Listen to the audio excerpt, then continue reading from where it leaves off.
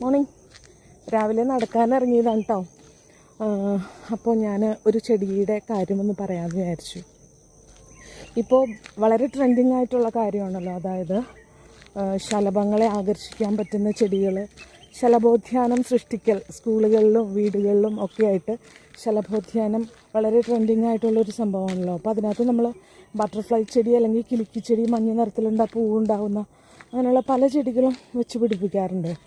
എന്നാൽ പൂവുണ്ടാവുന്നതും പിന്നെ ഒരു വൈൽഡായിട്ടുള്ള പ്ലാന്റും ആയിട്ടുള്ളൊരു ചെടിയാണ് ഇപ്പോൾ ഞാൻ ജസ്റ്റ് റോഡരിയിൽ കണ്ടപ്പോൾ പറയാമെന്ന് വിചാരിച്ചിട്ടോ അതേപ്പറ്റി. അപ്പോൾ ആ ചെടി ശലഭങ്ങളെ ആകർഷിക്കാൻ കഴിവുള്ളതാണ്. അതേപോലെ തന്നെ ഈസി കെയറിങ് ആണ്, ലോ മെയിൻ്റനൻസ് ആണ്, ഏത് കാലാവസ്ഥയിലും പിടിച്ചു കിട്ടുന്ന ഒരു പ്ലാന്റാണ്. അപ്പോൾ ചെടി ജസ്റ്റ് ഒന്ന് കാണിച്ചു തരാം. ഇതിൻ്റെ വെള്ള, ചുവപ്പ്, മഞ്ഞ, മജന്ത അങ്ങനെയൊക്കെ പല കളേഴ്സ് ഉണ്ട്.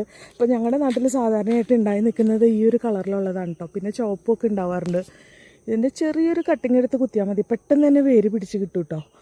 അപ്പോൾ ഇതിൻ്റെ ഭയങ്കര ഒരു പ്രത്യേകത എന്ന് പറഞ്ഞാൽ ശലഭങ്ങളെ ആകർഷിക്കാൻ കഴിവുള്ളതാണ് ഈ ഒരു ചെടി. അത് പലർക്കും അറിയത്തില്ല.